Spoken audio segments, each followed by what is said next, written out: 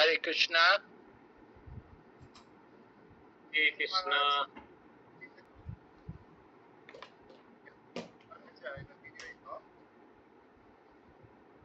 Yeah, I was. What was that video you were showing? I don't know what was going on. My goodness, who was that person? Maharaj, I was playing Shed Goswami Astakam by Srila Prabhupada. Yeah, but who was on the video? Whose picture was it? Was showing on the screen? It was only sound, Maharaj. No, there was somebody's picture coming up. Maybe some devotees. Okay. Anyway, Maharaj. So, devotees, welcome to the study of Nectar of Instruction. So, today is our second session. So, we invite His Holiness Bhaktivedanta Shikana Maharaj to guide us. Maharaj, over to you. Bye. Just a minute, I need to close the door. There's a lot of noise out there.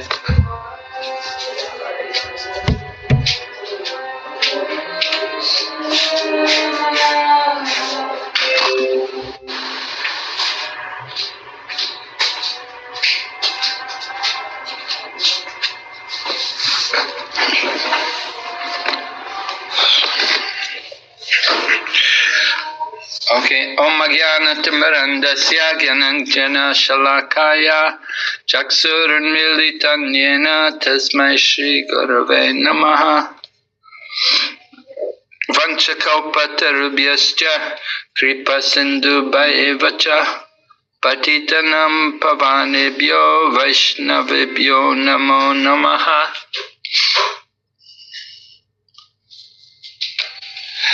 Please don't come in here, I'm giving class. Yeah, I was attending the class. Huh? I'm the student of the class. They said we can come to 606. Oh, I don't know. It's on Zoom. You're not listening on Zoom? What do you want to do? You want to sit here?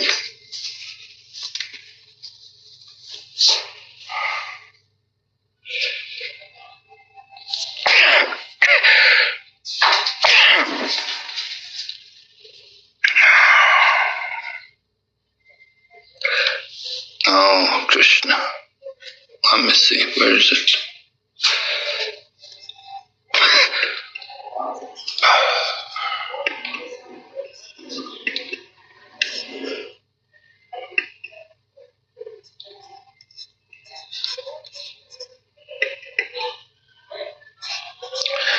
Okay, so can you see the screen? Yes, Maharaj. Yes, Maharaj, yes. Yeah, I put the verse on the board, on the screen. We want to go through the text tonight, so we can chant the verse, first verse. This is, of course, one of the memorization verses for the Nectar of Instruction course. All right? You can chant. Someone like to chant for me? Yeah. Hare Krishna, Maharaj. Yeah, go ahead. Can I check? Okay. Yeah, please. Vachokam manasakrodha vegam jiva vegam udara upastha vegam etan vegan yo vishayeta dhira sarvam api mam prithvim sashishyat. Okay, thank you very much. All right, so it's not a very difficult verse. You can see the verse is explaining about controlling the urges. So I'll read the translation. A sober person who can tolerate the urge to speak, the mind's demands, the actions of anger, and the urges of the tongue, belly, and genitals, is qualified to make disciples all over the world. So I was just reading the commentary of Bhaktivinoda Thakur on this verse, and Bhaktivinoda Thakur points out, he said this first verse is meant for householders, and it's meant to, as a guideline before they renounce householder life, they should first of all have this kind of qualification. Of course, none of you are thinking of renouncing householder life, but you might like to know that this was what Bhaktivinoda Thakur said. This is a qualification for renouncing householder life. You have to tolerate the urge. The 3 urges are mentioned: the urge to speak, the mind's demands, and the actions of anger. And then the 3 other urges: the tongue, the belly, and the genitals. All right, so Prabhupada's purport is very interesting, and he begins describing about Maharaj Parikshit putting questions to Sukadev Goswami in the 6th canto of the Srimad Bhagavatam. So one of the questions was, why do people undergo atonement if they cannot control their senses? And then Srila Prabhupada explains here what is the point that Parikshit Maharaj is making. And he said, the thief may be arrested, he may be punished, but he continues to steal. So Prabhupada makes the point, one who is less intelligent requires experience by seeing, and one who is more intelligent, he gathers experience by hearing. The intelligent person simply hears it's wrong to steal, he won't steal. But the less intelligent person, he actually steals and he gets punishment. So he sees what happens when he steals, and he learns the hard way, you could say. So Maharaj Parikshit is saying, what is the point of doing atonement if we can't control the senses?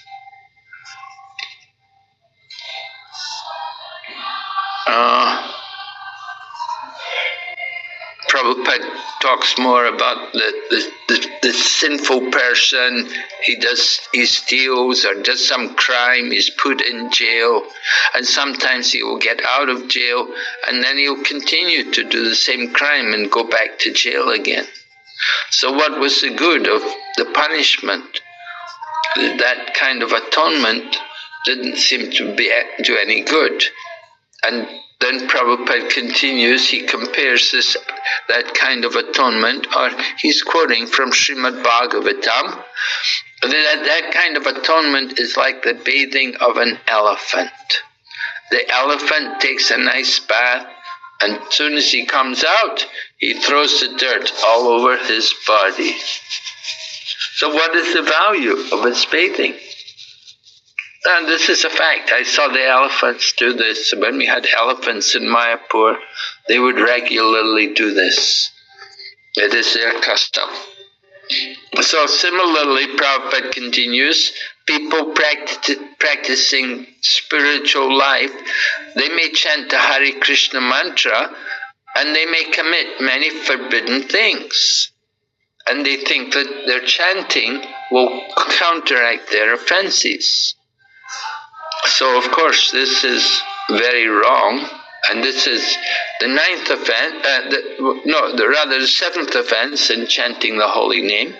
And Prabhupada quotes the Sanskrit, Namno Baladyasyahi Papa Buddhi, to commit sin on the strength of chanting. We think that we can make up for our sinful activities by chanting Hare Krishna, and we go on committing sinful activities and we chant Hare Krishna to counteract it. So that's very wrong. And Prabhupada compares how in the Christian tradition, and generally it's the Catholic Church, the Catholics, they will have confession, and they come before the priest And then the priest will tell them to chant so many Hail Marys or something. They have a rosary and they should chant on the rosary. He'll give them a prescribed atonement that every day or for the next week or for the next 5 days you have to chant on your rosary 5 rounds or something. But the result is next week they come back again. And it's the same thing, it goes on every week. Every week, the same thing. That, oh, I did some sin, I did this wrong, I did that wrong. And they continue, the priest gives some atonement, and it just continues, there's no change. So Maharaj Parikshit, Prabhupada's explaining, he's the most intelligent person, and Sukadeva Goswami is also intelligent. And they want to understand what is real atonement. And I've noted here in the purport, a sinful activity cannot be counteracted by a pious activity. Thus, real prayaschit, or atonement, is awakening of our dormant Krishna consciousness.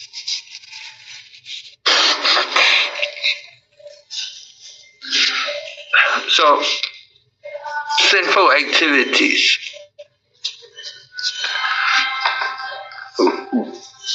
So a person has committed some sinful activity and he tries to counteract it by doing something pious. So that is not the real atonement.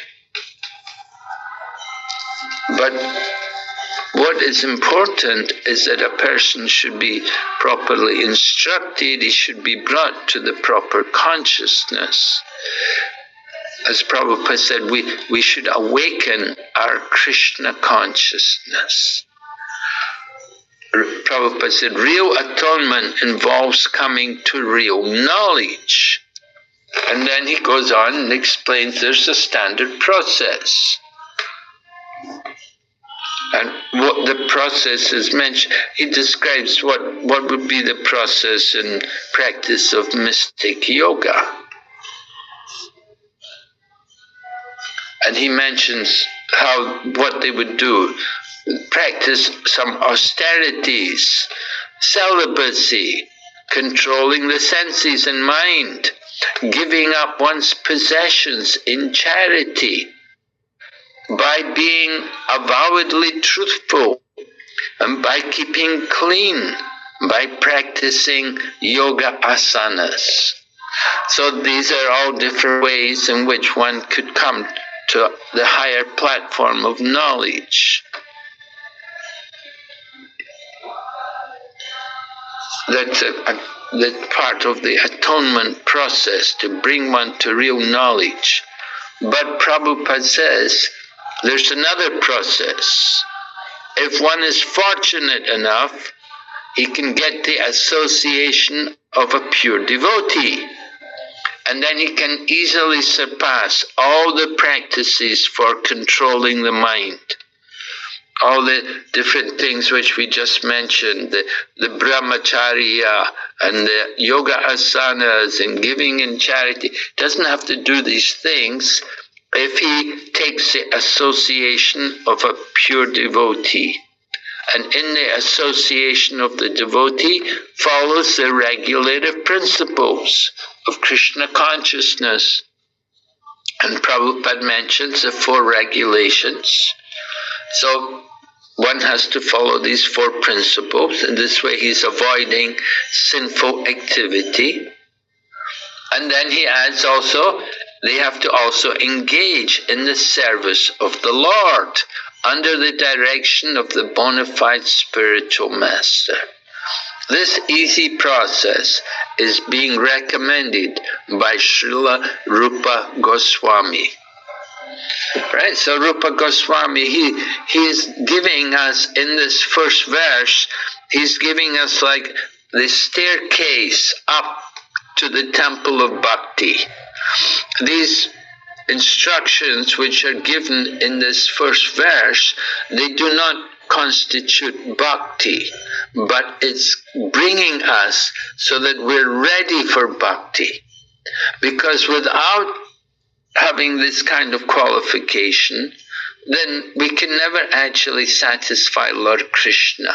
We can never actually engage in real bhakti so long as we're influenced by anger and the uncontrolled mind and senses and the lust and the anger and the greed. So long as these things are there in us, we cannot expect to actually come to the real platform of bhakti. So this is a preliminary qualification to bring us into bhakti. All right, is this clear? Are there any questions so far from anyone?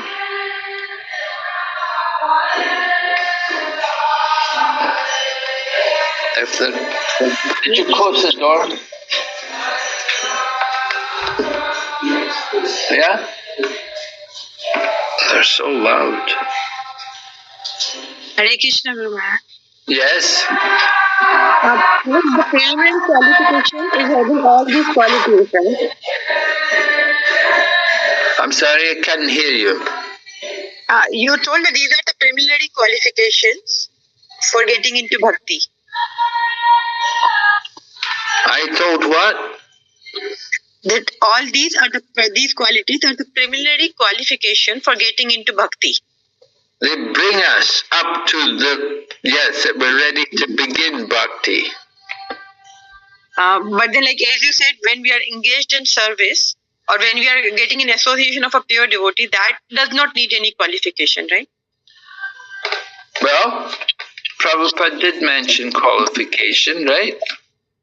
He mentioned it, refraining from the 4 sinful activities and also engaging in the service of the Lord under the direction of the spiritual master. That is required to get into bhakti. Thank you. So long as there's a verse actually in the Padma Purana which is quoted in the commentaries of Bhaktivinoda Thakur and also Bhaktisiddhanta, that so long as lust, anger and greed is there, that we cannot take up bhakti. Lord Krishna will never manifest in that person who is a slave to the passions of lust and anger and greed and illusion and madness and envy. These are the enemies, and we have to get rid of these things in order to actually take up real pure bhakti. Of course, we can pretend to be doing bhakti. We're trying to do bhakti. We're coming to the platform to do bhakti. But our bhakti is often influenced by the modes of nature. So it's, pure bhakti, Rupa Goswami described pure bhakti, that it must be without desire for fruitive activity, and it should be without desire for philosophical speculation or liberation, becoming one with the Lord. And pure bhakti should be unmotivated and uninterrupted. Like that, they're characteristics of pure bhakti. Right?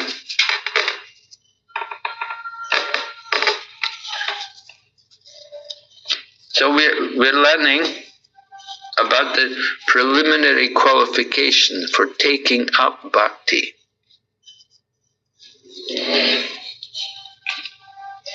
Is that all right?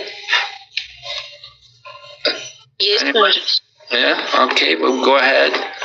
So then Rupa Goswami began, he said, Vacho Vegam. The very first thing, said, we have to control the speaking power. Vacho Vegam, right? Every one of us has the power of speech. And we like to speak. We get an opportunity, we begin to speak. And if we don't speak about Krishna, we speak about Maya. And Prabhupada talks about the frog or the toad in the field is croaking. And the same way everyone has a tongue, and we're like the croaking frog. We're simply inviting death. Just like the toad in the field is croaking, and the snake is listening, and he knows, oh, there's my meal.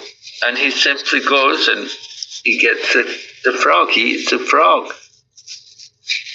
Because their croaking brought the snake. And similarly, in the material world, materialistic people, we're also talking so many things, and our talking is like sometimes like the croaking of the frogs. Particularly the Mayavadi philosophers, they can be compared to the croaking of frogs because they're always speaking nonsense. They're speaking nonsense philosophy. So, controlling speech, Prabhupada mentions, controlling speech does not mean monavrat. It does not mean taking a vow of silence. Some people do that. Mayavadis often do that. They take a vow of silence. And Prabhupada says it may appear it's helpful for some time, but within the mind there's so many thoughts. I remember we went to, I was distributing literature. I was traveling in India, and there was this one cave, and we went to see what was in the cave, and there was one sadhu there. And so we went we tried to speak to him, but he put his hands in front of his mouth and he shook his hand, indicating that he was doing monavrat. He didn't want to speak. Anyway, we brought a Bhagavad Gita there, and we showed him the Bhagavad Gita, and although he didn't speak, he could hear, so we told him about the Bhagavad Gita, and we told him about Prabhupada and about our society, and then we asked him to buy the Bhagavad Gita. So he had a board with chalk, and he wrote on the board, how much is it? And he bought the Bhagavad Gita. So, although people take monavrat, they can still be active in the world. And still, their mind is still active. So just taking a vow of silence is not the real means of controlling the speech. And Prabhupada explains how Rupa Goswami advocates the positive process. And the positive process, Krishna Katha, engaging the speaking process in glorifying Lord Krishna. A nice example of someone who controlled his speech. There was this one, Vamsi Das Babaji. He was a very renounced person. He was a Babaji. And if somebody ever came to him and said something mundane, if they said to him, what do you think of the government? He would say, Govardhan. He would not get into the government or politics. He would bring it to a Krishna conscious topic. So that is controlling the speech in the positive manner, bringing everything to connect to Lord Krishna and everything in relation to Krishna. So Prabhupada continues, the tongue can glorify the name, form, qualities, and pastimes of the Lord. The preacher of Krishna Katha is always beyond the clutches of death.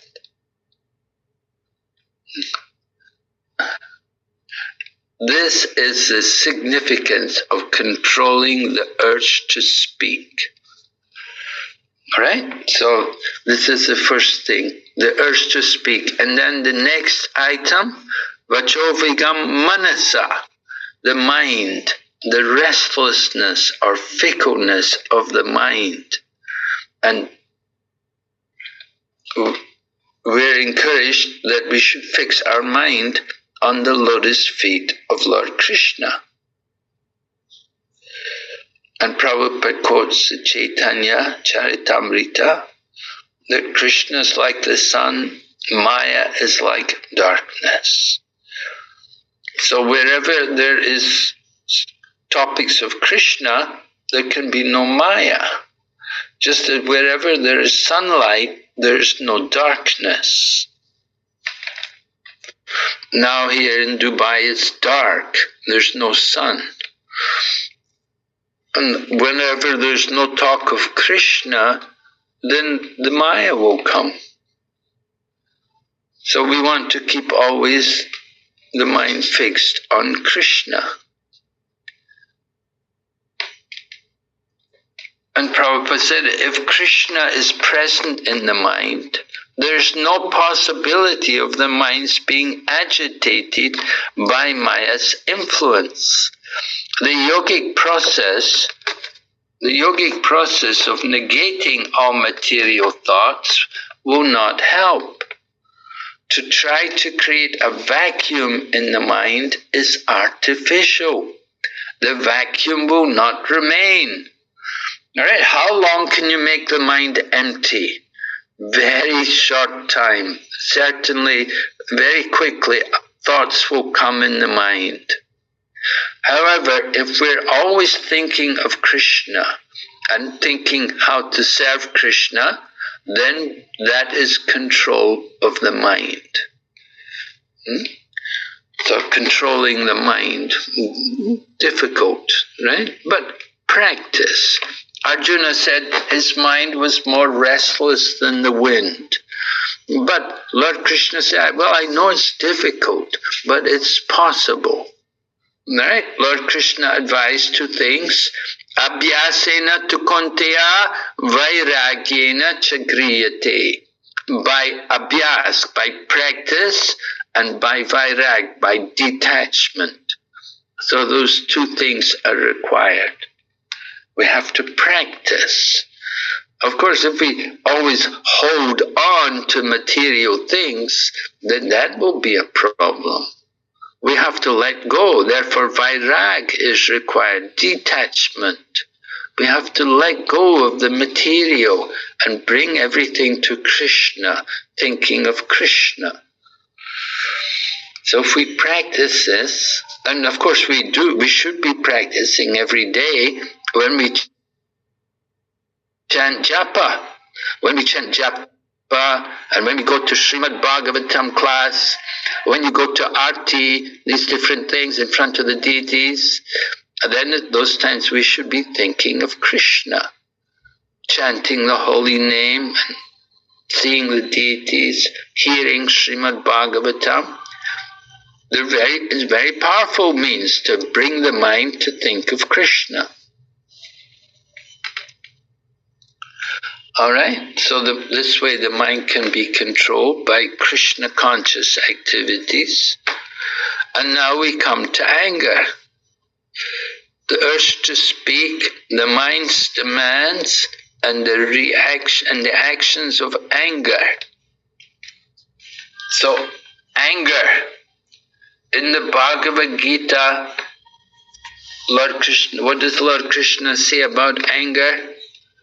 Someone?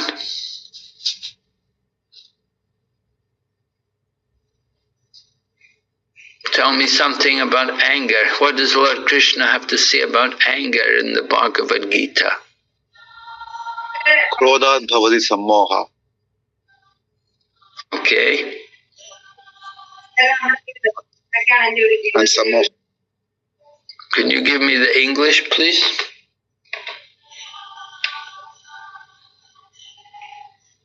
Destructive force can lead to self-destruction and spiritual degradation.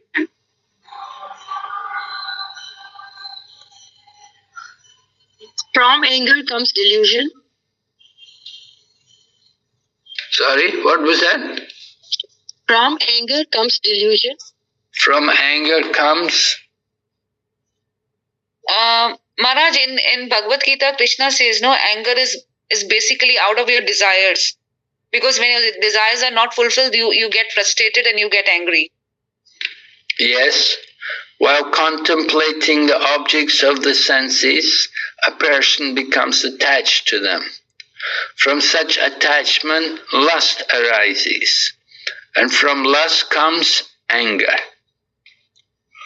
Because the lust is not satisfied, we didn't get what we wanted, so we become angry. And then later on in the Bhagavad Gita, Lord Krishna also describes that there are three gates to hell: lust, anger, and greed. And every sane man must give these things up. So Srila Prabhupada writes, we cannot stop anger altogether. But if we simply become angry with those who blaspheme the Lord or the devotees of the Lord, then we control our anger in Krishna consciousness. And Prabhupada gives the example how Lord Chaitanya became angry with Jagai and Madhai. Although Lord Chaitanya had said we should be humbler than the grass and tolerant than the tree, but when Lord Nityananda was attacked and injured, then Lord Chaitanya became very angry. Then he was ready to kill them. He was acting, he said, acts like fire against the offenders. So anger that is proper use of anger. And then Prabhupada then also mentions Hanuman set fire to Lanka. But Hanuman is a great devotee. So he did this as a service. And Arjuna also is another example. Inspired by Lord Krishna, he fought. So anger is controlled when utilized in the service of the Lord. However, we have to be cautious about this. Using anger in the service of Krishna has to be done by the person who has control over his mind and senses. If you try to use anger and if you are controlled by the anger, then it's not good. You have to be able to control the anger. Not that the anger controls you. Sometimes we get very angry and we lose control. So that's not good. Yeah? So anger can be used, but it should be used by one who is the master of the senses and mind. We shouldn't be controlled by the anger. That could be bad for us. All right? So we've spoken about the first three, the lust, the urge to speak, the mind's demands, and the reactions of anger. Now, if you're bringing up children, sometimes you can get angry with them sometimes. But you have to be controlled. You can't be uncontrolled and start hitting them. We have to be careful about how you use anger.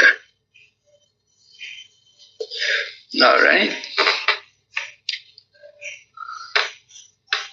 Oh, any questions about these three things? First of all, speaking, the urge to speak, the mind's demands, and the reactions of anger.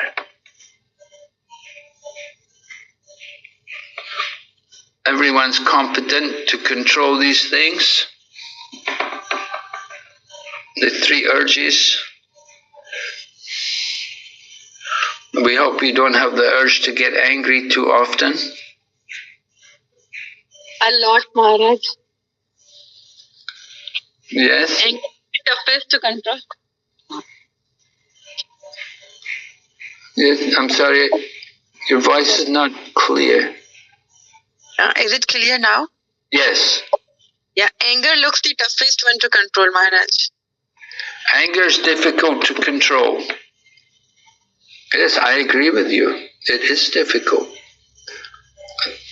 And if we're having difficulty to control it, better not trying, we should avoid trying to use it. Right? Otherwise, we're controlled by the anger. Better to avoid it.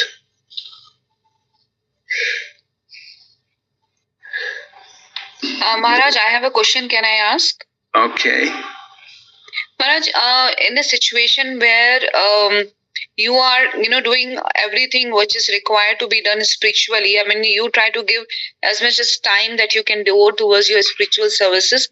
At the same time, on the material services also, you try to work with full you do a lot of hard work, you do it with full diligently and all.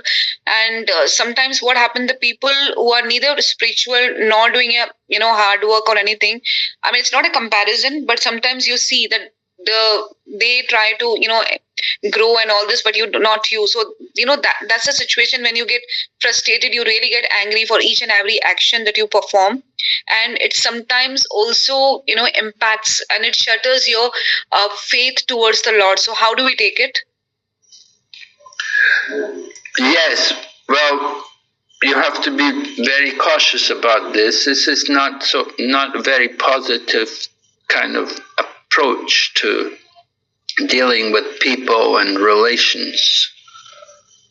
We shouldn't be bitter about them. Rather, we should try to think more positively. Think, that we should think how fortunate we are that we have the opportunity to do service. Don't be so worried about what others are doing and what they're not doing. Don't be thinking like that. Don't be thinking in a negative way about others, but be more critical of ourselves and think about our own self. And we should also think of how we're lucky that we have the opportunity to do something. But don't be negative. Don't be looking at other people and say, oh, they're not doing this, they're not doing that. We have to be cautious about that. That's not a very healthy approach. If we start looking at others and criticizing them. Rather, we want to look at ourselves and be critical of our own self. We don't want to get in that mentality of looking down on others and being critical of them. That's not a very positive approach to relationships with devotees. It's just going to bring a problem about, they'll say, who are you? Are you my controller? Are you my boss? That you have the right, like that. We have to be very cautious about looking at others and finding wrong with them. And just be happy that we're in devotional service. We've come to Krishna consciousness. And other people, they're not doing very much, okay. But at least somehow they have some attachment to Krishna. They're favorable to Krishna consciousness. And one day maybe they will take up more active part. They'll become more involved and be more eager to do service. So we have to think like that. Try to avoid the tendency to be critical and to find fault with others. Because you get in a trap then. And you can get involved in arguments and in anger and so many issues can come up. So better just to look at our own self and be critical of our own self. That's much safer. All right, you understand? Yes, Maharaj. Thank you so much. I mean, we do know that it's a very negative approach. We shouldn't be doing it. We shouldn't be comparing because everybody is equal in the eyes of the Lord. But you reach to a point at times when there is a lot of frustration that comes out because you keep working diligently, you keep seeing it for years and years, but nothing turns out. So this is where that point, that angle comes in. Yeah, but what if we're working and we're working? We should be getting more and more bliss, more and more ecstasy from working for Krishna.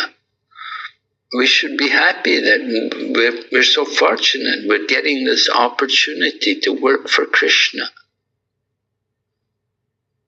So why should we become angry? Why should we feel bad? No, we should be happy.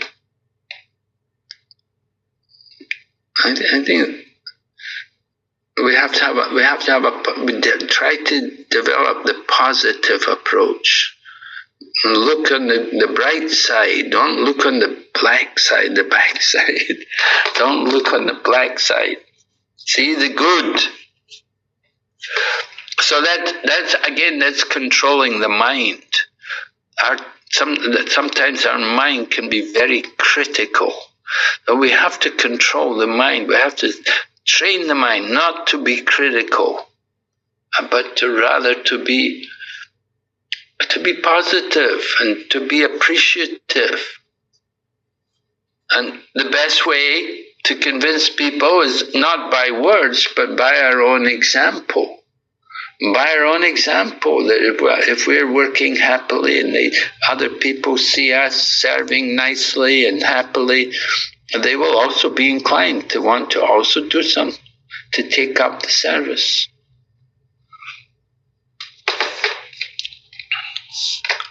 And if they're not inclined, okay, don't worry about it. There's other people.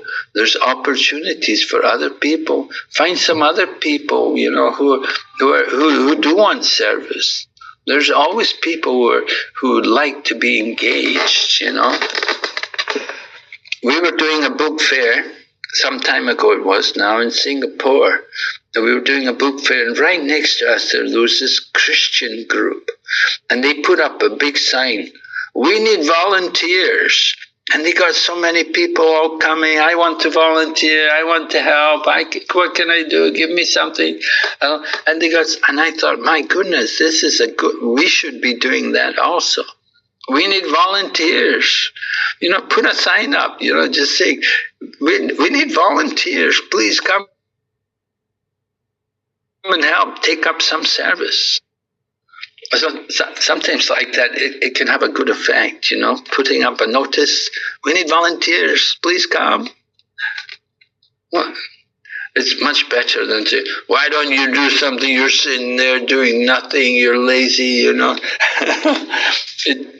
That kind of critical mood doesn't help anybody.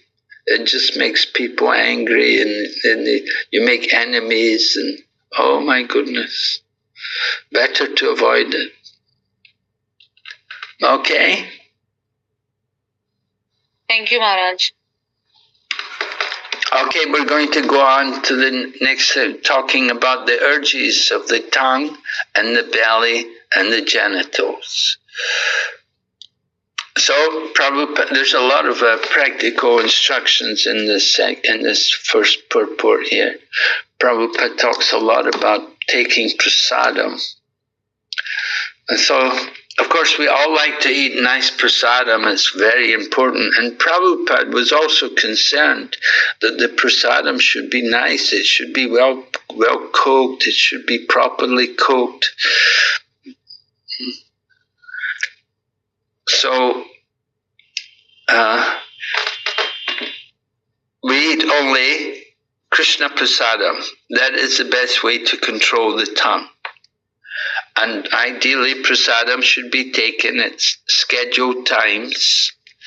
And Prabhupada mentions we should not eat in restaurants or sweetmeat shops simply to satisfy the whims of the tongue or belly. Now, there may be exemptions to that. I know here, like especially here in Dubai, people are often working. It's difficult sometimes. It's a lot of work to cook also. So there's a temptation to people want to go and eat in restaurants or sweetmeat shops. But we should try to avoid it if possible. It's really not very good for us. The problems are, first of all, restaurants are not very sattvic. The people working in the restaurants are not sattvic, often not devotees. Of course, you may go to even our Govinda's restaurant, the people working in the Govindas are not devotees. And sweetmeat shops also, these people. You don't know what kind of habits they have or what kind of principles they follow. So it's certainly karmic food. You're getting a bit of karma when you start eating in restaurants and sweetmeat shops. It's not really good for us. We should definitely want to try to avoid it. And Prabhupada has mentioned it here. So controlling the tongue means to take prasad. And prasadam means what is cooked by devotees. Now, of course, there may be special cases like, I know, sometimes you have to meet people, business clients, or sometimes you have to go somewhere with people from your work, or even sometimes family members who are not devotees, and you have to go with them. It's a problem, but try to avoid it as much as you can. And then, of course, maybe some marriage function or something like that, and then maybe the people married, they're not devotees, and they have food which is not prasadam. So we try to avoid these things.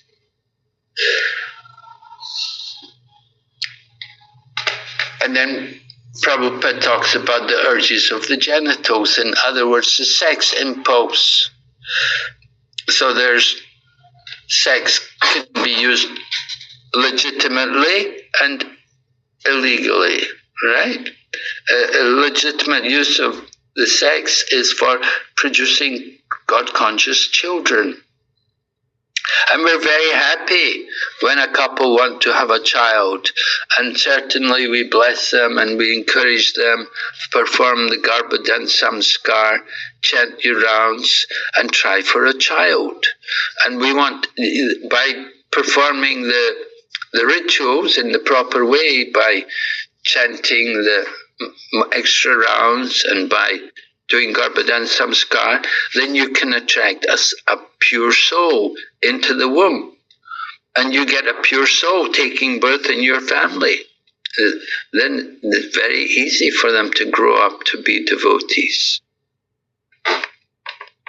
And we want those kind of children.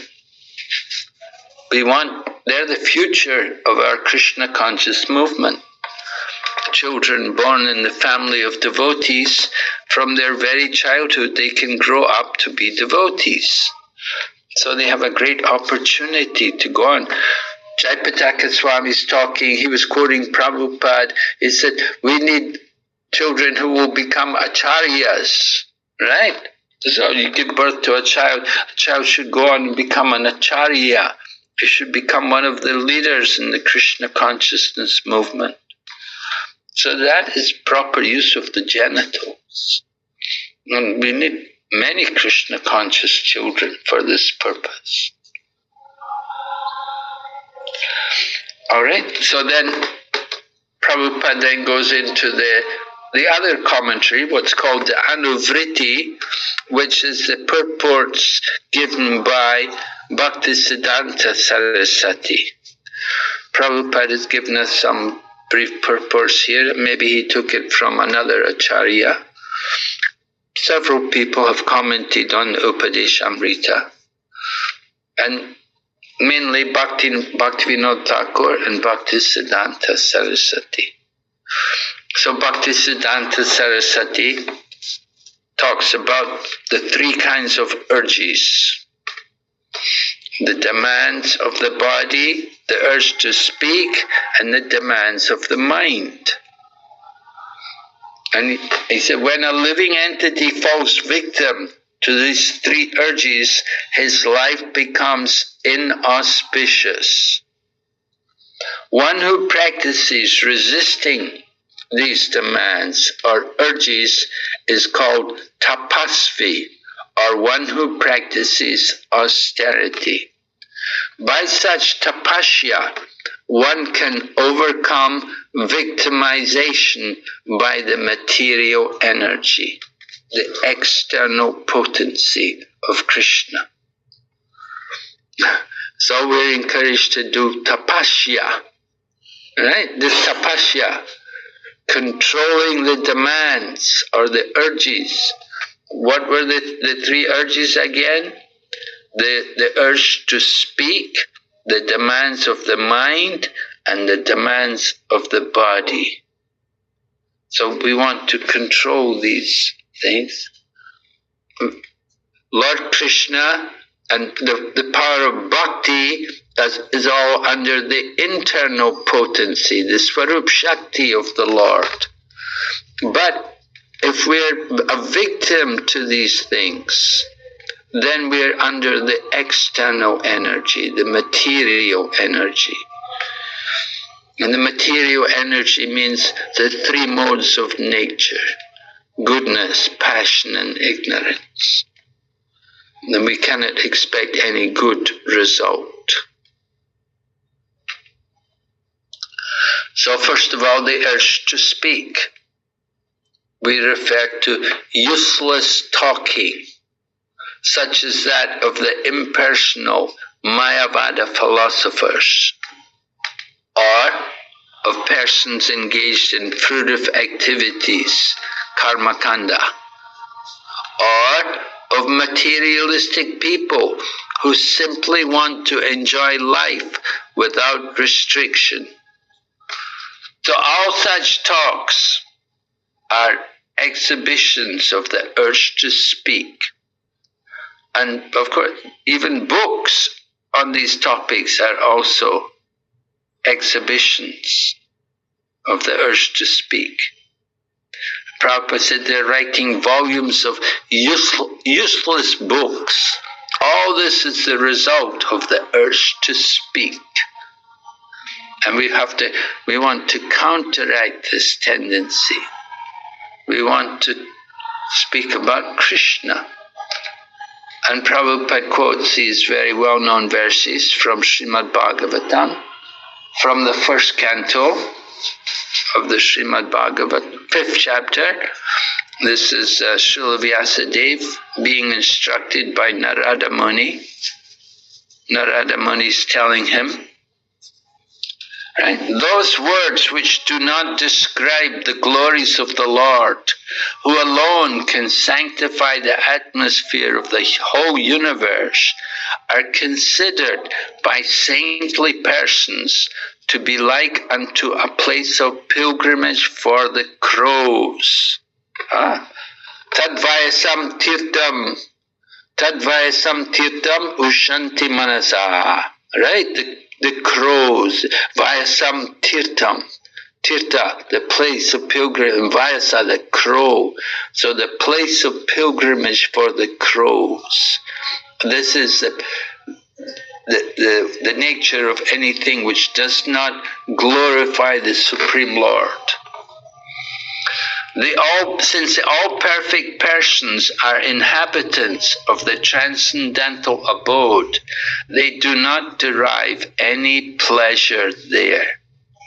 Right? There's no pleasure in going to the garbage. The crows are there in the garbage. Their pleasure is there. The place of pilgrimage for the crows, the garbage. So any sane person won't get any pleasure there. However, in contrast, on the other hand, that literature which is full of descriptions of the transcendental glories of the name, fame, form, pastimes, etc. It's a different creation, full of transcendental words directed towards bringing about a revolution in the impious lives of the world's misdirected civilization. Such transcendental literature, even though imperfectly composed, are heard, sung, and accepted by purified men who are thoroughly honest. Srila Prabhupada quoted this verse in his preface to Srimad Bhagavatam. So Prabhupada continues, the conclusion is when we talk about devotional service to Krishna, then we can refrain from useless, nonsensical talk. We should always endeavor to use our speaking power solely for the purpose of realizing Krishna consciousness. All right, it's a challenge. There's so many people, not devotees, and they will come to you and try to deviate your mind, talk some mundane thing to you. And we have to tolerate these kind of things and at the same time keep our mind fixed on Krishna. We have to endeavor to remember Krishna. So it's a challenge. We have to practice, but we can do it. Abhyasena tu kontiya vairagya, practice and detachment. So practice hearing Srimad Bhagavatam, practice chanting the holy name, practice serving Krishna, and detach ourselves. Don't get absorbed in the Bollywood movies and the stock market and the news and all the mundane affairs of the material world.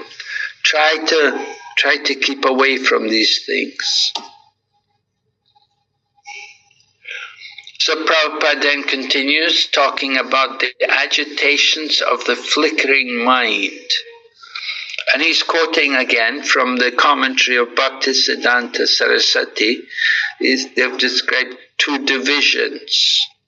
The first is called Aviroda Priti, or unrestricted attachment.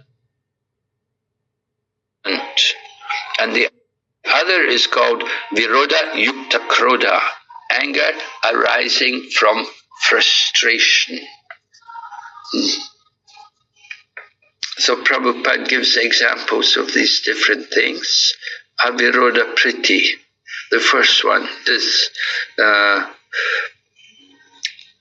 unrestricted attachment. And he talks about how Mayavadis, they have their philosophy, and the Karmakandis, they're attached to their rituals,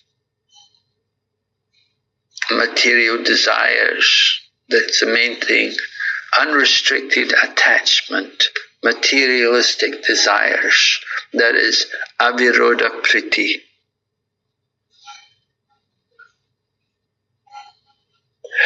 And then the other type of agitation of the mind is called Viroda Yukta Krodha, anger arising from frustration. And Prabhupada tells us what happens. He says, we make plans, conditioned souls, we make plans, and when we cannot fulfill the plans, then we become angry. So frustration of material desires produces anger. Right? From lust comes greed. If you get what you want, then you become greedy for more. And when you don't get what you want, you become angry. So the anger arising from frustration. You didn't get what you wanted, become angry.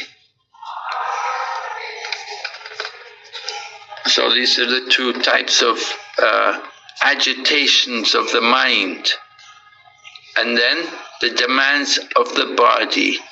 Again, the three in a straight line. The tongue, the belly, and the genitals. So Prabhupada discusses about this, and actually Bhaktisiddhanta Saraswati also, in his commentary on this Upadeshamrita, he also had quoted all of these things, and Prabhupada similarly has put them all here. Important. How to, first of all, the demands with the tongue, controlling the tongue. And the main activity of the tongue, of course, is eating prasadam. It's very important. We have to eat prasadam. But we should be careful. It shouldn't be sense gratification. When we eat prasadam, we should honor prasadam. We should take it in a proper manner. So Prabhupada quotes a song which Bhaktivinoda Thakur had written, which we like to chant before we take prasadam. If you take prasadam in the association of devotees, generally we will sing this, Sharira Vijjajao. It's very nice to, when you're together with the devotees, you take prasadam together, and first of all we sing this song. And even if you're taking on your own, it's nice to also say this song. Bhaktivinoda Thakur wrote this song because he's concerned that when we take prasadam, although we have offered the food to the deity, we often have a material conception of it.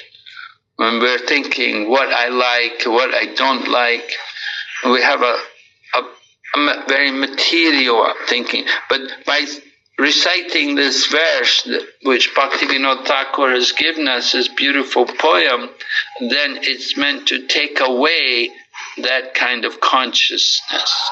It's meant to bring us to the transcendental platform. Of course, you have to know the meaning. Often we find people sing the song, they don't even know the meaning. So if you don't know the meaning, you won't get any benefit. Srila Prabhupada told us, singing the songs, Vaishnava songs, is good, but you have to know the meaning, you have to know what you're singing about. So Prabhupada has given us the meaning here. Oh Lord, this material body is a lump of ignorance, and the senses are a network of paths leading to death. Somehow or other we have fallen into the ocean of material sense enjoyment. And of all the senses, the tongue is the most voracious and uncontrollable. It's very difficult to conquer the tongue in this world. But you, dear Krishna, are very kind to us. You have sent this nice prasad to help us conquer the tongue. Therefore, let us take this prasad to our full satisfaction and glorify your Lordship, Sri Sri Radha and Krishna, and love call for the help of Lord Chaitanya and Prabhu Nityananda.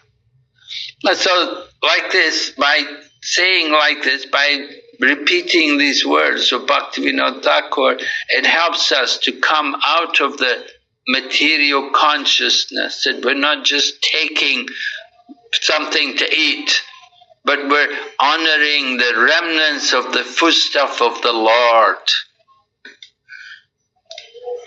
So Prabhupada talks about how there are 6 different kinds of rasas or tastes.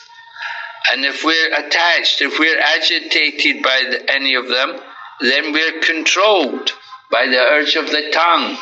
Right? There's different tastes like sweet, sour, bitter, salty,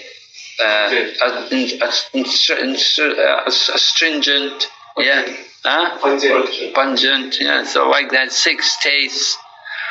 And so if we're agitated by some people, I like sweet, I like salty, like that. So that's bodily conscious. That's not good. That's the urge of the tongue. And then Prabhupada continues, some persons are attracted to the eating of meat, fish, crabs, eggs, and other things produced by semen and blood, and eaten in the form of dead bodies.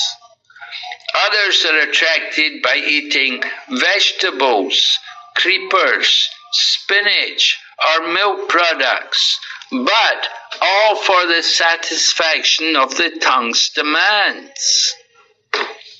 Such eating for sense gratification, including the use of extra quantities of spices like chili and tamarind, is to be given up by Krishna-conscious persons. So, devotees, especially South Indian devotees, usually, they like very much tamarind and chili also. Now, a little, Prabhupada also liked a little chili, but chili is good for digestion, but shouldn't be too much. It shouldn't be excessive quantities of it. People, they say without all the chili, and then they say no taste, and no taste, they don't feel satisfied.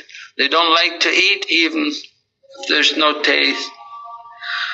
So this is the control of the tongue. We have to be careful or try to overcome it.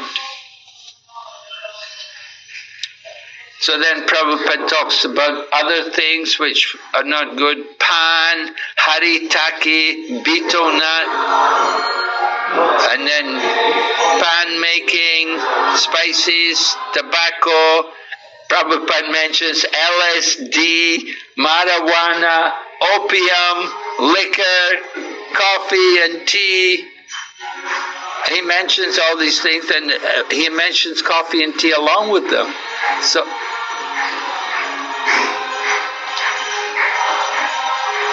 it's all, these things are all illicit demands.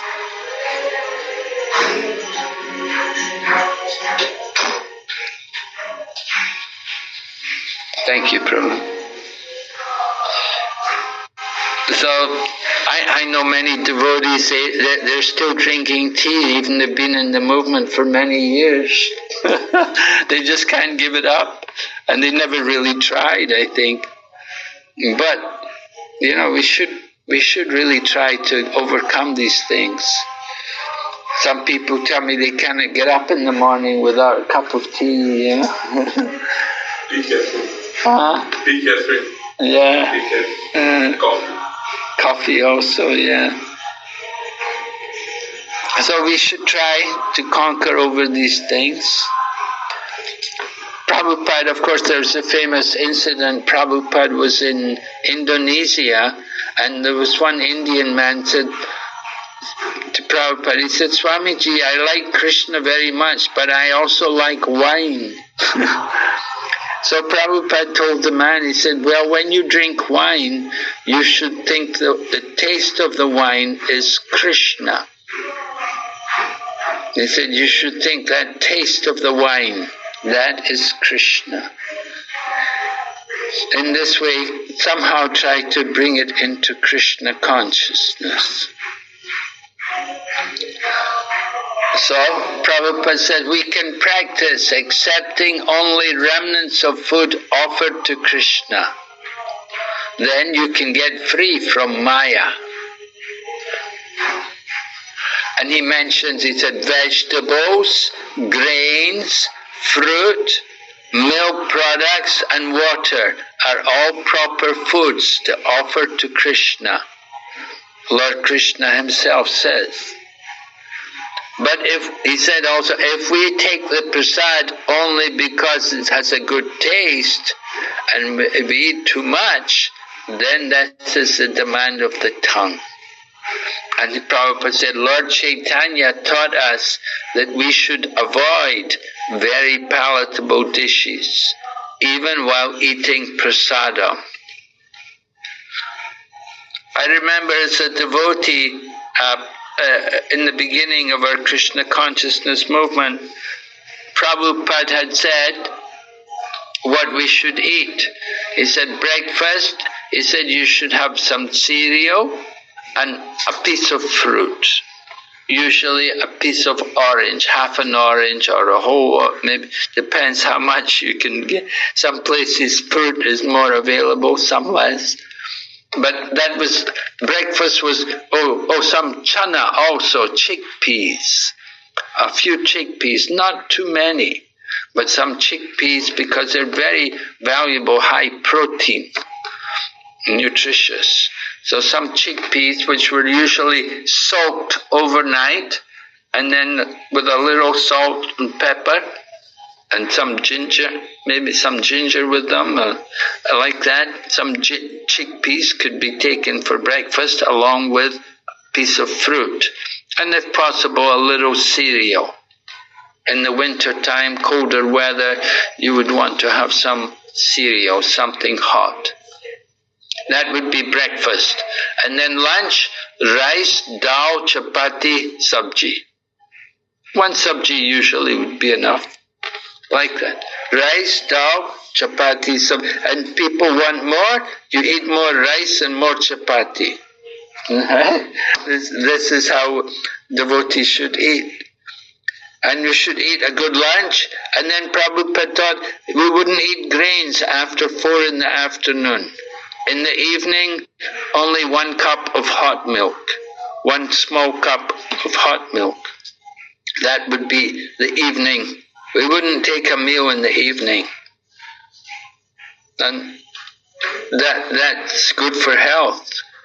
If you don't eat at night, it's much easier to wake up earlier in the morning and to chant Hare Krishna in the morning. So we try to practice these kind of things. Lord Chaitanya was very strict about avoiding palatable dishes. You can read in the Chaitanya Charitamrita how sometimes the devotees would invite Lord Chaitanya and there would be so many wonderful dishes. Lord Chaitanya would say, just give me some sak. I just want some sak, some spinach and some rice. He said, that's enough. He said, I'm a sannyasi. He said, I don't want to eat opulently. So we offer palatable dishes. And Prabhupada said, if we offer the palatable dishes to the deity just for eating them ourselves, then that's satisfying the demands of the tongue. It's not good. And he said, if we accept the invitation of a rich man with the idea of getting palatable food, then we're also satisfying the demands of the tongue. And then Prabhupada quotes the Chaitanya Charitamrita. He said, that person who runs here and there seeking to gratify his palate and who is always attached to the desires of his stomach and genitals is unable to attain Krishna. That's Prabhupada warning.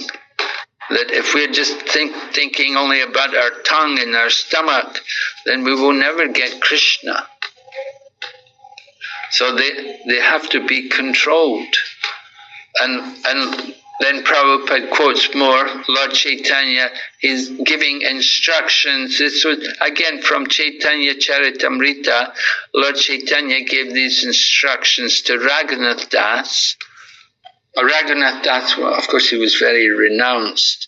But he told Raghunath, he said, do not dress luxuriously and do not eat delicious foodstuffs. And then Prabhupada goes on to talk about how people who eat too much, they get sick, the diseases of the stomach. Yeah, in the Bhagavad Gita, Krishna said, you eat too much or eat too little. You cannot be a yogi. Now, if you eat too much, generally what happens? You often get diabetes. Prabhupada said, diabetes is a rich man's disease. You eat too much. You didn't get any exercise and you fill the belly with so much food, then easily you get diabetes and you have to inject yourself with insulin and different things. So it's a big trouble. And if you don't eat enough, that's also not good. Then you can get tuberculosis, TB. It's a serious disease. It's a killer disease. So we have to know, we have to get the right balance. Eat. Don't eat too much, don't eat too little. And eat in regulation. And better is to eat, the Ayurveda says the sun rises, the power of digestion increases. And as the sun starts to set, then the power of digestion reduces. So that's why we don't like to eat in the night. It's not good. We had one Chinese doctor come to treat Srila Jayapataka Swami Maharaj, and the Chinese doctor said, I can cure any disease if you won't eat after 2 o'clock in the afternoon.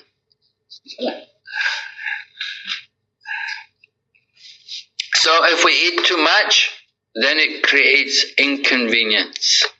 So if we observe fasting days, that's good. Ekadasi, Janmashtami, then we can control the demands of the belly. So very good for us, right? Madhavatiti Bhakti Janani. Madhavatiti Bhakti Janani. Madhavatiti means holy days like Ekadasi and Janmashtami.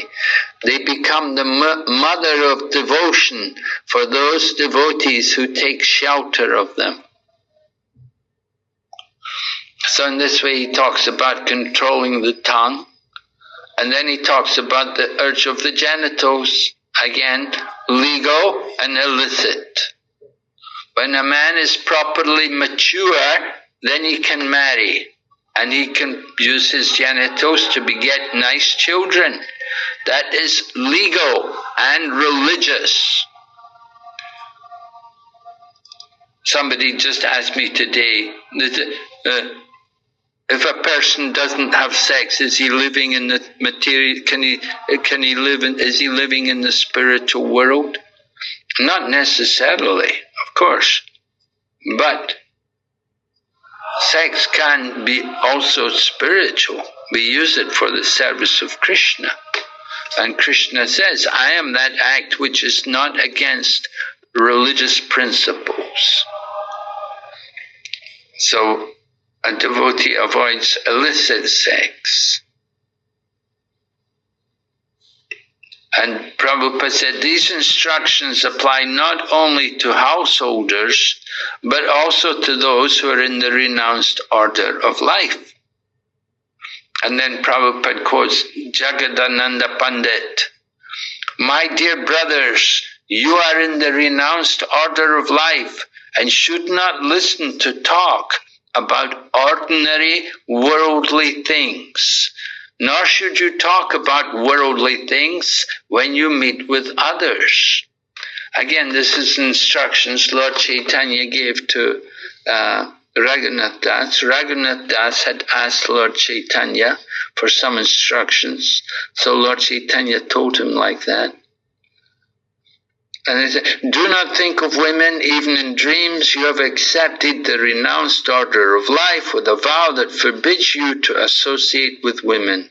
If you wish to associate with Chaitanya Mahaprabhu, you must always remember the incident of Chota Haridas and how he was rejected by the Lord. Do not eat luxurious dishes or dress in fine garments. Always remain humble and serve their lordships, Sri Sri Radha and Krishna, in your heart of hearts." So the conclusion is that one who can control these six items, speech, mind, anger, tongue, belly, and genitals, then he is called a Swami or Goswami. So generally we think Swami or Goswami, this is for people in the renounced order of life.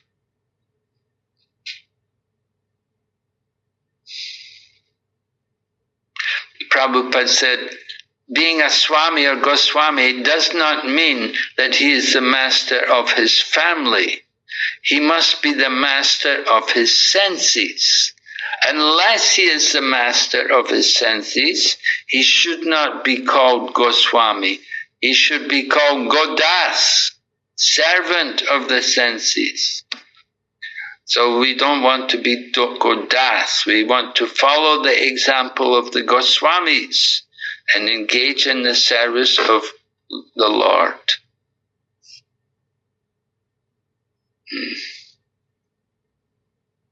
And then Prabhupada then quotes Prahlad Maharaj.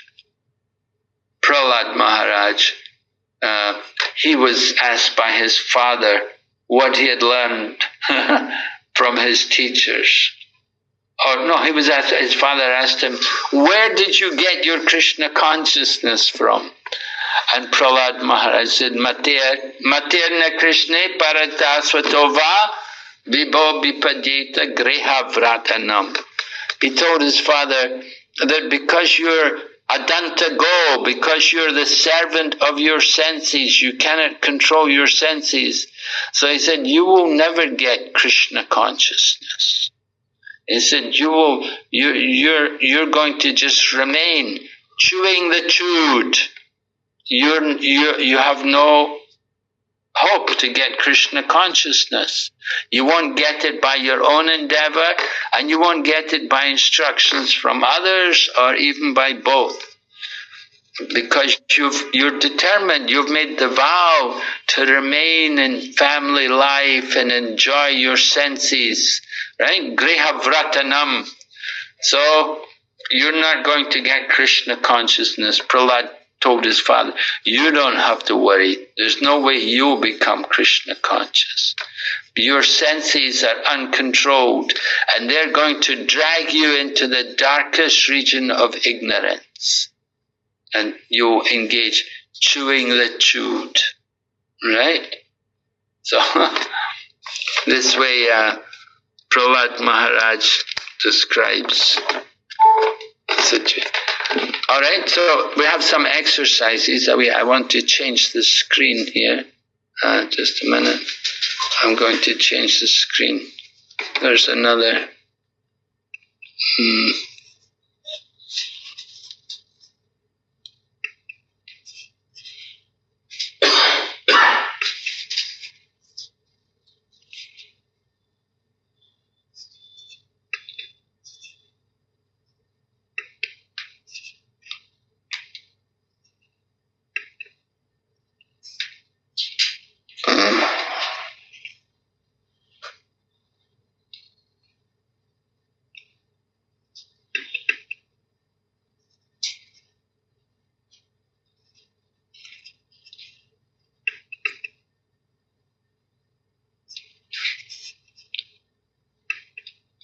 Are you able to see the slide?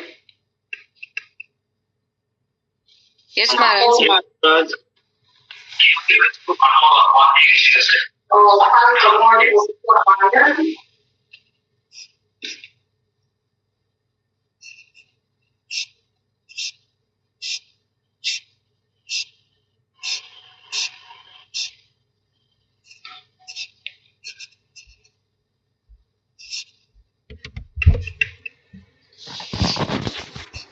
Okay, wait first. Here's a quote here from Bhaktivinoda Thakur.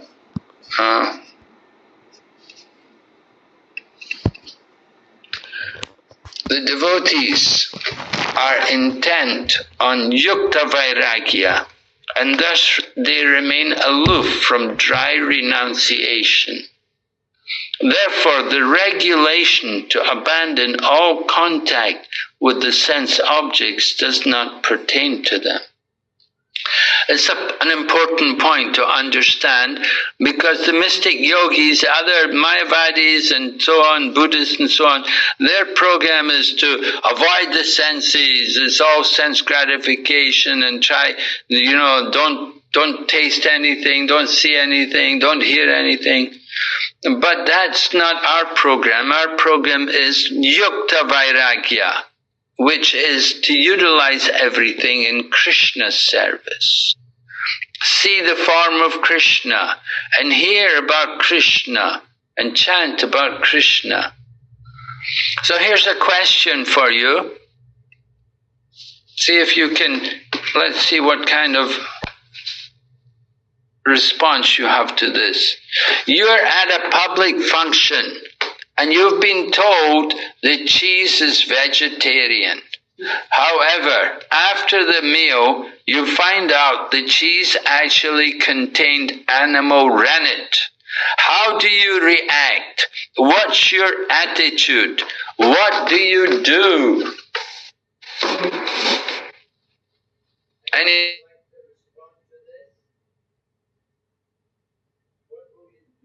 Just laugh about it.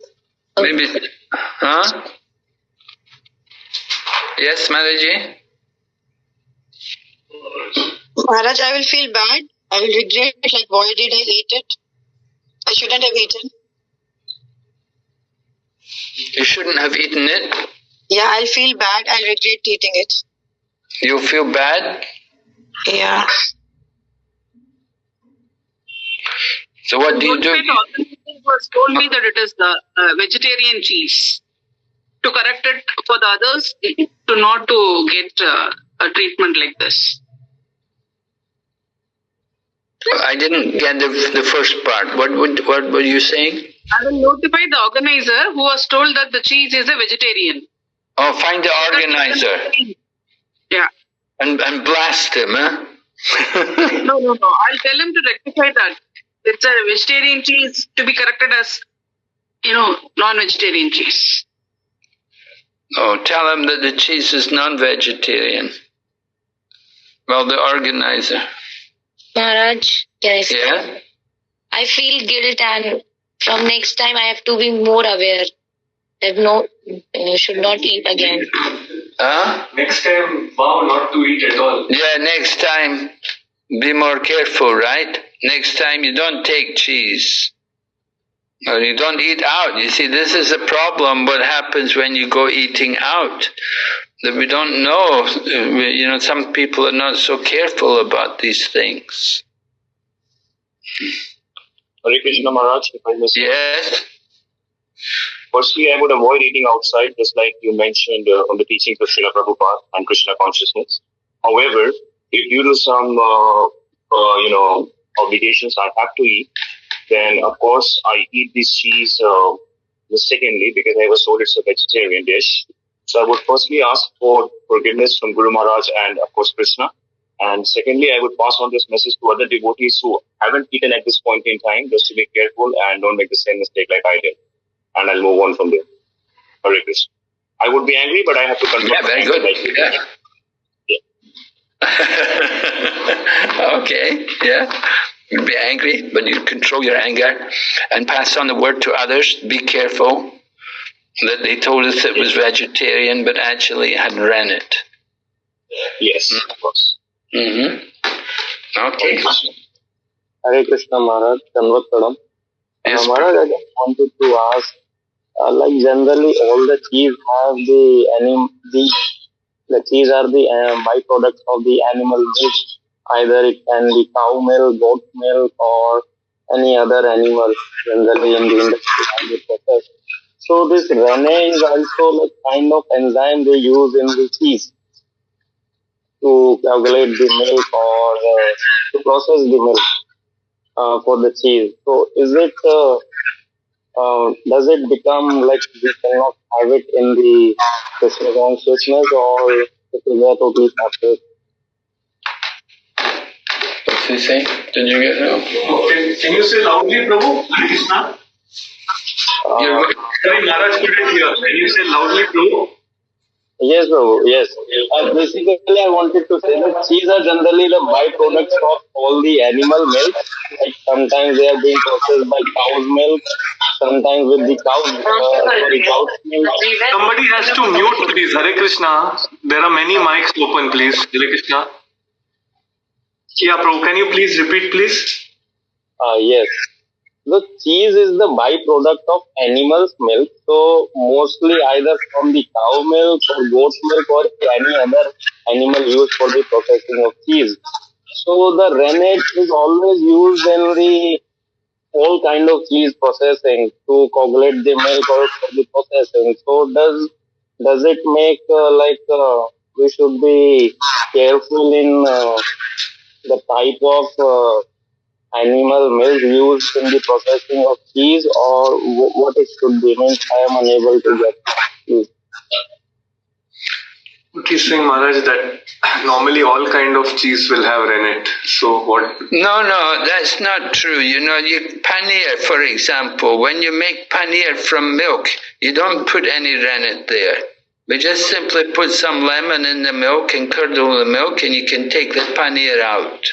There's no rennet there. But what happens, you buy these processed, these kind of processed cheeses, they put rennet in it. Yeah. You buy stuff manufactured, But generally what devotees have, we will use the paneer. You get the paneer can be used. But again, you want to get milk from cows which are properly cared for. You shouldn't just take milk from any kind of cows which are going to be slaughtered the next day when they don't have any more milk. We try to encourage the protection and care of the cows. But the rennet, that's something which the manufacturers do, which they put in when they're processing cheese. It's not something which, ordinary people will use. Thank you, Maharaj, for the clarification. So basically, rennet is a kind of, we can say like part of the animal's body, which they put as an enzyme inside the cheese for the processing. Well, I understood it to be something taken from the hoofs of the animal. Okay, all right.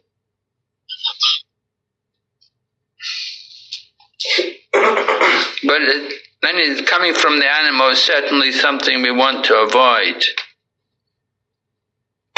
And when you purchase things, then generally you can look on the packet and you can see what are the ingredients. Yes, Maharaj. I was coming on the flight the other day when I came here into Dubai, and they were giving out packets of crisps, which were cheese and onion flavor. So I don't know about the cheese, but the onions. So you have to be very careful about what kind of things people when you're taking these kind of things, programs, outside programs, very risky. Devotees generally, we're careful ourselves what we purchase and what we eat. But if you start going out and going to functions, then you risk like that. It's a risk you take. So better to somehow avoid eating at these public functions. Okay, I have some other questions. Yes? Just to add, if you go into the supermarket, basically everything is egg.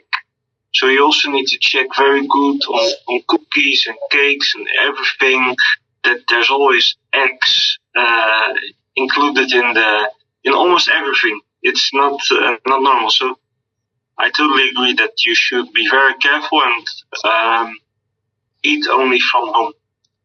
Yes. Good. Yeah.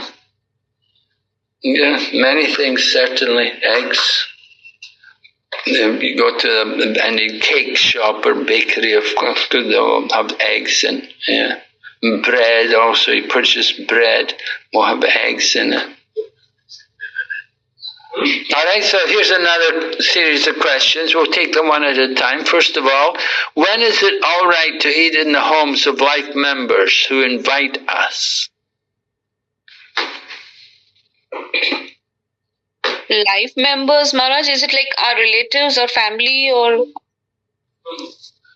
Well, life members. That means that, they've paid some money, they've given some money as a donation to the society to become a life member, not necessarily relatives or anything. Okay. ISKCON life. Yeah, we have many life members in our ISKCON society. So, when it's all right to eat in their homes? If they invite us, come to my home, and Hare Krishna Maharaj, Dandavat Pranam. So I would probably do a pre-check if they are into Krishna consciousness and they are practicing the same rituals as we do. And if they are, then I wouldn't mind taking prasadam at their home. Okay. Yeah, how are you going to do the check? By directly questioning them. Inquiring them. That's the only alternative I have. And I would be very transparent in explaining them that this is the ritual we are following, and there are certain exceptions that we don't take in our food as an offering to Krishna, so we only take prasadam. So I'm sure that the life member would respect my feeling as well, and if he is into Krishna consciousness, then of course we both can have prasadam together at his house. Mm-hmm. Yeah, there are past times when Prabhupada was with the devotees, were in someone's house, it's a big a big member or something, and they all sat down to the meal, and the devotee turned to Prabhupada and said, "Prabhupada, there's onions in the sabji," and Prabhupada said, "There's no onions in the sabji." And the devotee said, "No, Prabhupada, there's onions in the sabji." And Prabhupada just said, "There's no onions in the sabji." And so Prabhupada was telling the devotees, go ahead, eat it. But Prabhupada himself didn't eat it. So, sometimes Prabhupada, in order for the sake of, a very big member, he may tell the devotees, it's okay, just take what they're giving, but not a habit. Prabhupada certainly didn't like devotees eating in life members' homes. But sometimes they invite us, and so sometimes we may arrange a program and you have a preaching program and they can invite guests and so on, like that. So for the sake of preaching. But, we don't like very much to just go to people's homes just to eat. If the people are actually devotees, if they're really devotees, then it's all right. But if they're just life members, life members are usually, not so many of them are devotees, a few are devotees, but if they're just life members and they're not really devotees, they're not coming to the temple much, and you don't know how strict they are in their homes, and they may have a deity there, but you don't know what they do. Do they make offerings or what? And so you have to be very cautious about life members' homes and what you take there. But Maharaj, can we take the fruits and dip from your house? Yes, Srila Prabhupada said you can take uncut fruit. That's one thing you can do. People who you're not very sure about them, you just take uncut fruit. You don't want to have fruit cut because if they use knives which are used to cut other things, it's not good. So uncut fruit, that's generally what we would request. Please just arrange some uncut fruit. All right, number 2, how important is it not to eat food cooked by karmis? Karmi means somebody who's not a devotee. Yes? Very important, Maharaj, so that we won't get... It is really important not to eat.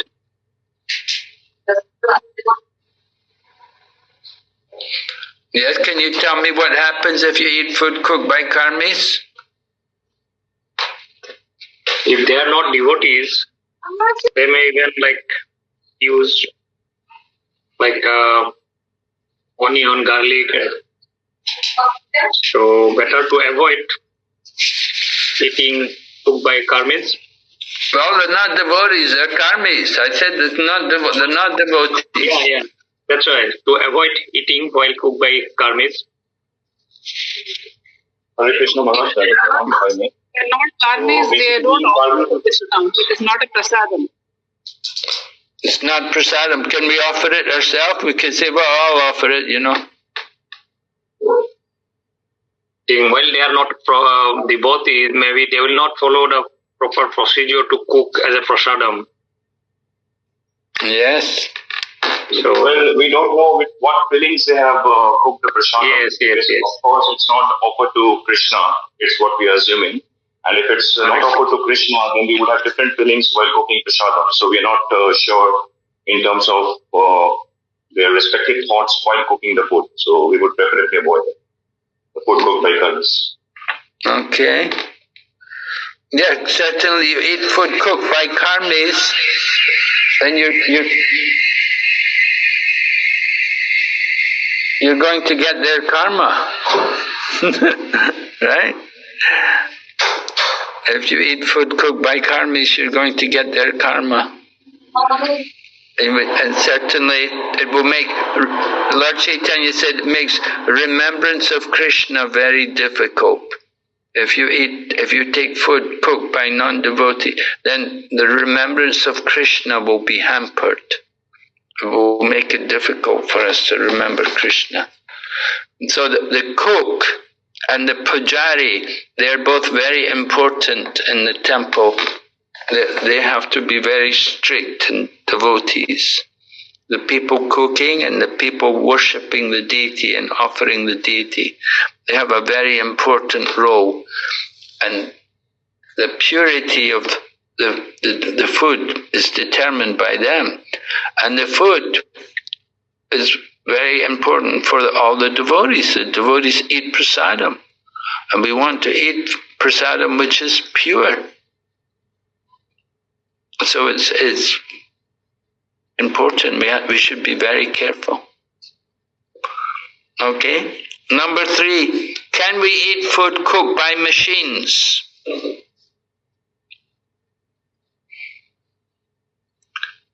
What kind of food is cooked by machines? Packet foods mostly. Maharaj, is it like air fried, like where you want to have zero oil and you prefer using air fryers? Okay.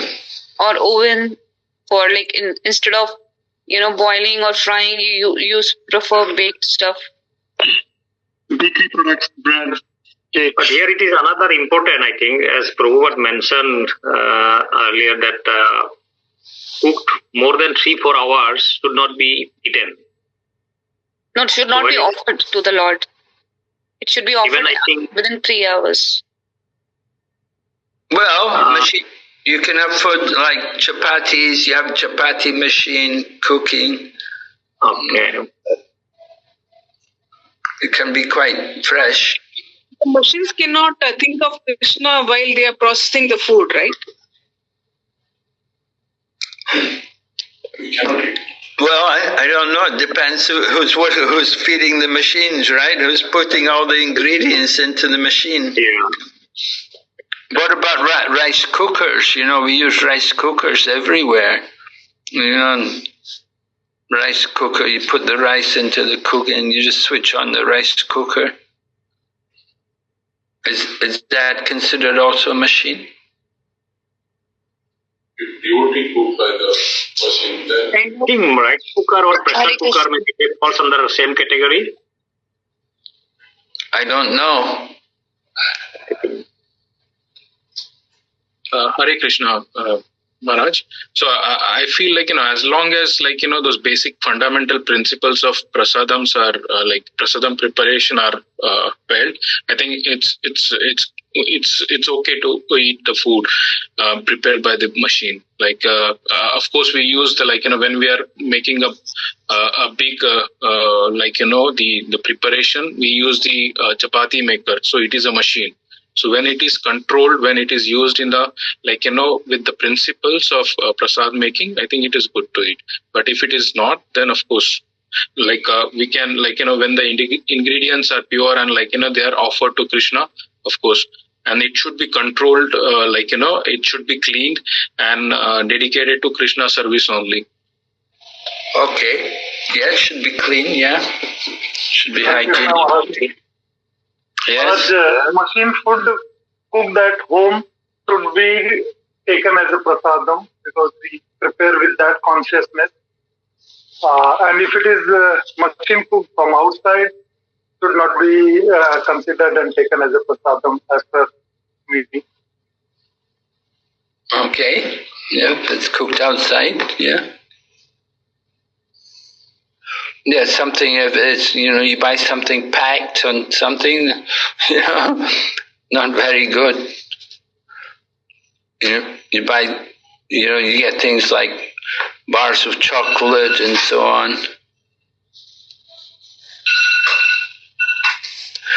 Okay, finally, should we eat the meals provided on airplanes? No, Maharaj. No, Maharaj. Actually, no, Maharaj, yeah. Yeah, that's important. Prabhupada has written about that in his purport, that we should not eat meals in the airplane. Prabhupada would bring his own prasadam into the airplanes. Prabhupada always carried his tiffin. He always had his tiffin, and he would sit down, and in the airplane he would take his lunch or take his meal there in the airplane. He always prepared himself like that. There was never any consideration of accepting any of the food in the airplane. Certainly not for devotees to eat. All right? Maharaj, for our knowledge also, Maharaj. For our knowledge, like when Srila Prabhupada went to America by Jaladud, I think it took 1 month. That time also he cooked himself? Yes. Oh, okay. Yeah, he cooked himself, and he even distributed, on Janmashtami, he cooked prasadam, and he distributed some prasadam to everybody on the ship. Okay. Hare Krishna. Yeah, Prabhupada was usually cooking for himself all the time when he first went to New York. When he got in Butler, when he went to the Agarwals, he stayed with the Agarwals in Butler, Pennsylvania. He cooked for them. He showed them how to cook. Okay. Yeah. All right. Just to review what we've been covering in these last 2 classes. We covered the preface as well. First of all, we had the overview of the Upadeshamrita, right? The main points, what's been mentioned. Like the first verse here tonight is about the urges, 6 urges. And then the purpose of the Upadeshamrita. You remember the purpose? Anybody remember what was the purpose of Upadeshamrita? To become the Rupanvasta, Maharaj? Yeah, to become pure Vaishnavas, right? To become Goswamis. Right? And then personal application. The study of Upadeshamrita can improve our attitude in Krishna consciousness. Our attitude. We want to have the proper attitude. It should be in line service to Guru and Krishna, without our own material desires. Right? And then the appropriate means of controlling the six urges with reference to text 1 of Upadeshamrita. Right? How are we going to control the urge to speak? Someone can tell me, how will we control the urge to speak? We will engage our tongue, Maharaj, in Krishna's glories and devotees. Yes, chanting the holy name and talking about Krishna and how to control the mind's demands.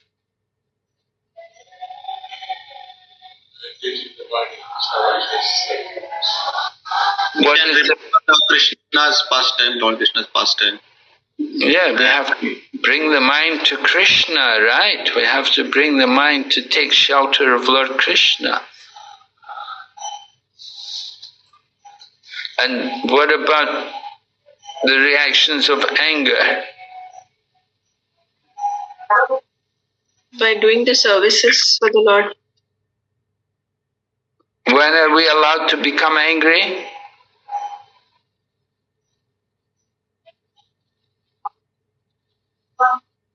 Only when we are in a control of anger. Yeah, but Prabhupada also gave example in some situations we could use anger. Yeah, like Hanuman, example of Hanuman. Sure. Yeah, someone attacks a devotee, or somebody when somebody is critical of Lord Krishna or blasphemes our acharyas like that, then we can get angry with them. And if somebody is offensive, nasty, criticizing devotees or even attacking them, then we can get angry with them. So in that kind of situation, then the anger can be used. And then the tongue, the belly, and the genitals, right? The tongue has to be controlled. How to control the tongue? Eat Krishna by eating only Sharira Vidya Jal Judindriya Tahikal. Taking prasadam, regulated times and regulated quantities, not overeating, and not just eating things which we're attached to, which we like, and be very careful about eating opulent dishes, too many sweets, not good. Bhaktisiddhanta Saraswati Prabhupada mentions about should not take too much coffee or kheer or shrikand, these kind of things, very rich dairy products. We should be careful about eating too much of these kind of things. We should eat basic diet, not opulent, not a lot of ghee and a lot of sugar, a lot of rich food. It's not good. That's not controlling the tongue. And the belly, don't put too much weight in the belly, especially in the night. And then the genital, use the genital to beget Krishna conscious children. Get married and have a nice wife and produce Krishna conscious children. So previously we spoke about the importance of Rupa Goswami. Many people may be devotees of Lord Krishna, but not everyone is a devotee of Lord Chaitanya. And then of those who follow Lord Chaitanya, not everyone follows Rupa Goswami. And so Rupa Goswami is very important to us, that he is, we said, Rupa Manjari, and he was empowered by Chaitanya Mahaprabhu to write about the pastimes of Radha and Krishna. And he gave us this Upadeshamrita, it's the essence of Lord Chaitanya's teaching. And then we explained how the Krishna consciousness movement is conducted under Srila Rupa Goswami. Rupa Goswami was a direct disciple of Chaitanya Mahaprabhu, and so he has given us this book of Upadeshamrita, is telling us the instructions of Lord Chaitanya, the essence of Lord Chaitanya's instructions. He also gave us the nectar of devotion, the Bhakti Rasamrita Sindhu. So two very important books. Prabhupada said Bhakti Rasamrita Sindhu is the handbook for devotees. So Rupa Goswami, he wrote these books and he's guiding us, teaching us. Here's a concluding quote from Prabhupada. In all spiritual affairs, one's first duty is to control his mind and his senses. Unless one controls his mind and senses, one cannot make any advancement in spiritual life. Everyone in this material life is engrossed in the modes of passion and ignorance.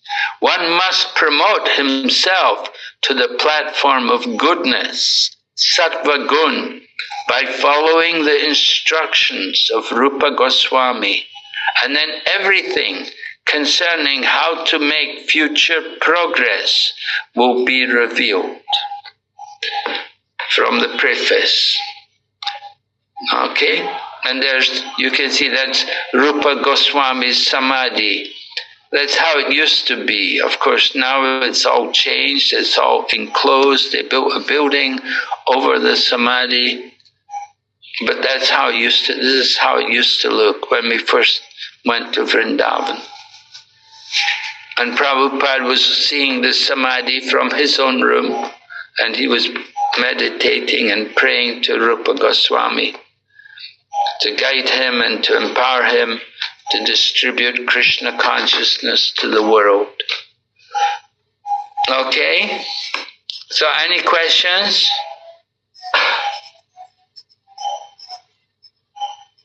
Anyone?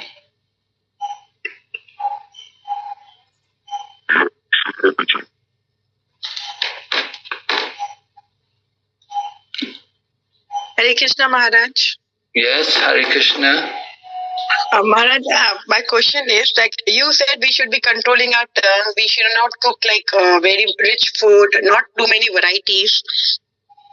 But like when it comes to serve someone, like if we get a chance to serve any Vaishnava, any senior devotee, then should we really like follow these things, or should we try our best to serve our best capacity? Well, I'm talking about your own situation, in your own home, and when you're cooking for your family every day, you don't want to be cooking every day a lot of rich foodstuffs every day. Now, some special guest may come to your home. You may like to cook for him specially.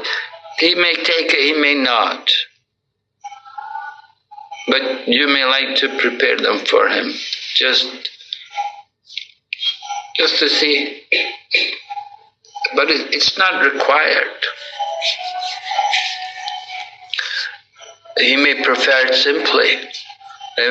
Sannyasis, older people, my Prabhupada used to say, young man cannot eat too much, old man cannot eat too little. Right? We can't eat too little. The less we eat, the better. That's... Thank you. Okay. Thank you. Hare Krishna Maharaj, Pranam. I have a question. As you said that when we eat outside by the karmis or not cooked in the consciousness, we should avoid that. But the the life that we are living, 80% of the time we do not cook.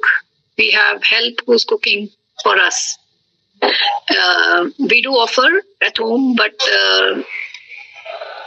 in that case, what should be done? And when we go outside, even for the katha or for the classes, we eat a huge spread. So we should avoid having prasadam. Is it okay to just have a little bit and walk out? Is it not aprad to leave prasadam? Well, Yes, if it's prasadam, somebody's prepared prasadam, you should know how much you want to eat. If you want to eat more, but you don't leave prasadam on your plate. That's not good. And if some more is on the plate, you can always pack it, take it with you. Put it in a bag and take it home with you. You can eat it later.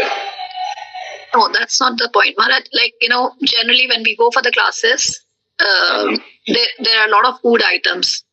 And I've recently started feeling that, eating all of that, we're basically indulging. So can we just do that? We just have a little bit of prasadam from the whole and just walk out and not stay there, because when we stay there, we do get tempted. And is that okay? Oh, yes, definitely. Yeah. Okay. We eat to suit ourselves. When you dress, you have to dress to suit others. You're going to office or going for a function, you will dress to suit others. But when it comes to eating, it's a personal affair. We eat to suit our own needs, what we need, how much we need, or what is suitable for our own self. You don't eat to please others. You eat for your own sake. And second part of my question is 80% of the times we do not cook ourselves. We have helps cooking for us, and that's offered. So what? So you should have a help who's a devotee. Somebody's cooking for you. You want to be sure about their habits. You don't want to just have anyone cooking for you. You do want to be cautious about who's cooking for you. Okay. Thank you so much, Maharaj.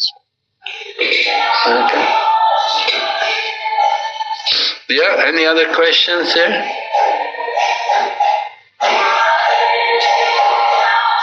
Okay, if there are no more questions, then we'll finish here tonight.